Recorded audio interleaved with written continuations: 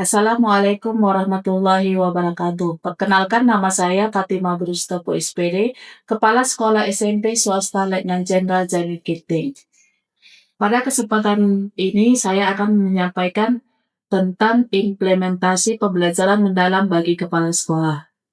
Pada bulan Juli 2025, saya sebagai Kepala Sekolah SMP Swasta Letnan Jenderal Zainuddin Ginting beserta dengan 3 orang guru mendapatkan kesempatan untuk mengikuti diklat pembelajaran mendalam atau deep learning yang diselenggarakan oleh Balai Besar Guru dan Tenaga Kependidikan BPGTK Sumatera Utara. Kegiatan tersebut membuka wawasan baru bagi kami tentang makna sebenarnya dari pembelajaran yang berpihak pada murid. Setelah mengikuti diklat, tugas utama yang harus saya lakukan di sekolah adalah yang pertama, menyelaraskan visi misi dan kurikulum satuan pendidikan sesuai dengan pembelajaran mendalam. Yang kedua, mengimbaskan hasil diklat, dan yang ketiga, melakukan supervisi akademik. Dalam proses penerapan pembelajaran mendalam, saya meyakini bahwa perubahan yang berkelanjutan harus dimulai dari akar nilai dan arah tujuan sekolah, yaitu visi dan misi. Selama ini penentuan visi misi belum melibatkan seluruh pemangku kepentingan secara aktif. Setelah saya mempelajari pembelajaran mendalam, maka langkah-langkah yang kami lakukan adalah: yang pertama, rapat visi misi sekolah bersama tim pengembang kurikulum. Melalui diskusi terbuka, kami menemukan bahwa visi lama masih menitik beratkan pada karakter hasil akhir, belum sepenuhnya menampilkan proses pembelajaran yang bermakna dan reflektif. Tujuan sekolah yang sudah kami rancang beberapa waktu lalu ini belum fix. Di sinilah kita fixkan nanti, yang mana yang mau kita kurangi, yang mana mau kita tambahin. Setelah kita selesai rapat, besok sepatutnya sudah kita cetak dan kita pampangkan di lantai bawah, ataupun kalau itu nanti kita pampangkan di kelas supaya anak-anak juga tahu tujuan kita apa gitu kan. Sekolah kita selama ini nggak habis, saya sendiri visi misi sekolah belajar lantai kita kali dengan galak saat anak itu dari saya nanti kalau ada yang hitung langsung kita buat sundan cinta lingkungan melalui pembelajaran berbangsa dan tanpa tekanan. Hanya itu saja, terima kasih. Itu kan udah luar biasa gitu kan. Ini dari orang luar, kira angkot. Dan situ ada orang itu udah bisa menilai sekolah kita ini udah sampai gimana gitu kan Pak. Itu kan ya namanya anak-anak pasti banyak butuh bimbingan. Kenapa saya tekankan di karakter siswa?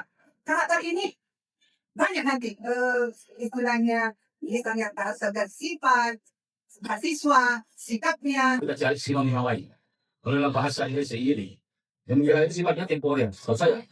Tapi kalau mau jenangkan bisa sifat karakteristik dan beretika serta digital. Saya ingin menambahkan sedikit, dan saya sebagai siswa juga ingin menambahkan tentang berkarakteristik. Kenapa saya bilang itu? Soalnya di banyak siswa seperti di kalangan kelas 7 hingga kelas 9 itu karakternya menurun, dan kayak kurang sopan kayak gitu cara, dan juga etikanya juga menurun. Kayak kita di luar nanti jumpa mereka kadang seharusnya mereka selamat pagi kayak gitu walau menyampaikan. Karakter itu mencakup iman di dalam, ya, berkarakter. Jadi ada imannya, tetapi tidak bisa berkolaborasi dengan temannya, membedakan antara satu agama dengan agama yang lain. Jadi cakupannya luas di dalam kata berkarakter. Kemudian melakukan sosialisasi kepada seluruh siswa, mencetak visi misi dan ditempel di dinding kelas di lingkungan sekolah.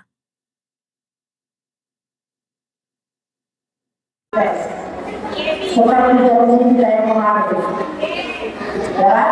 Visi-visi kita sudah tertanam di sana, di belakang, di sebelah kelas. Siapa yang ingat apa visi-visi kita? Siswa yang berkarakter, berwawasan, serta siswa lingkungan melalui pembelajaran bermakna dan menginspirasi.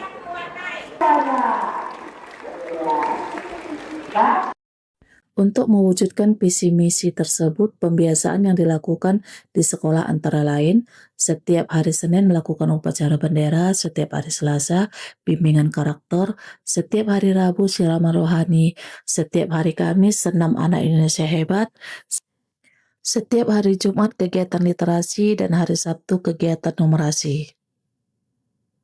Untuk mewujudkan cinta lingkungan dilakukan dengan cara peduli lingkungan, antara lain mengutip sampah, menanam pohon, dan melakukan daur ulang sampah. Program yang kedua yaitu pengimbasan hasil diklat.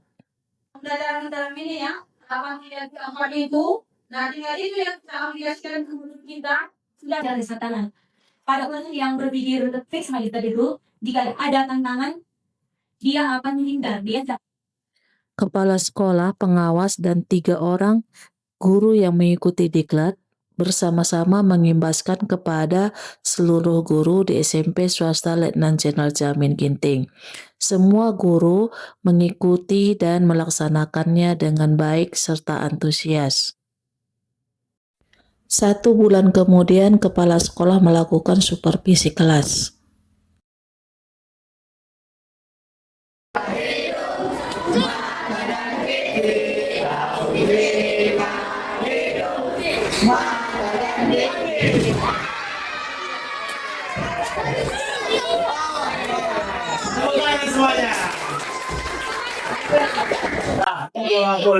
Jadi sekarang kita belajar tentang teknik dasar permainan bola.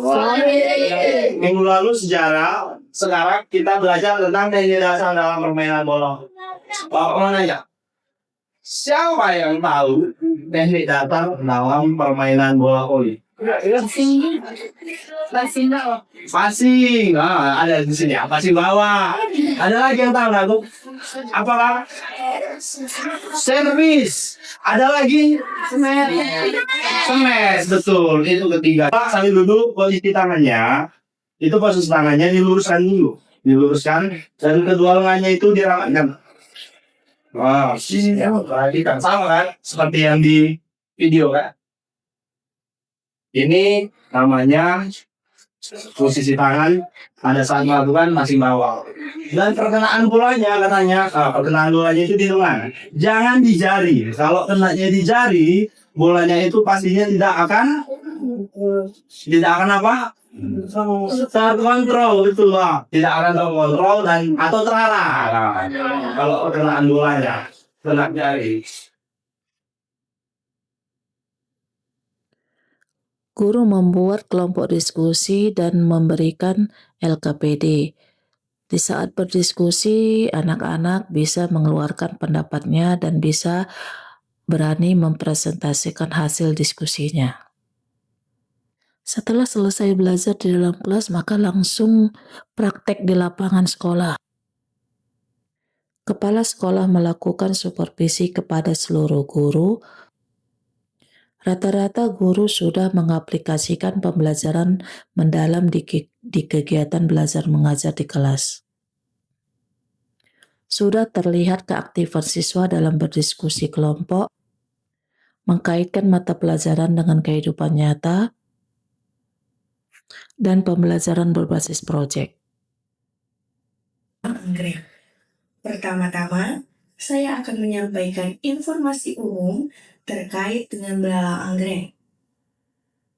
Setelah selesai supervisi, maka kepala sekolah dan seluruh guru melakukan refleksi bersama terkait hasil supervisi dan berbagi praktik baik. Halo teman-teman semuanya, perkenalkan, nama saya Agita Purba. Saya berasal dari SMP Letnan Jenderal Jamin Ginting, Brastagi. Beberapa bulan terakhir ini, saya merasakan adanya perubahan di dalam kelas, yaitu untuk kegiatan kokurikuler dan pembelajaran sehari-hari. Dan untuk kegiatan kokurikulernya, saya akan mengambil untuk IPA.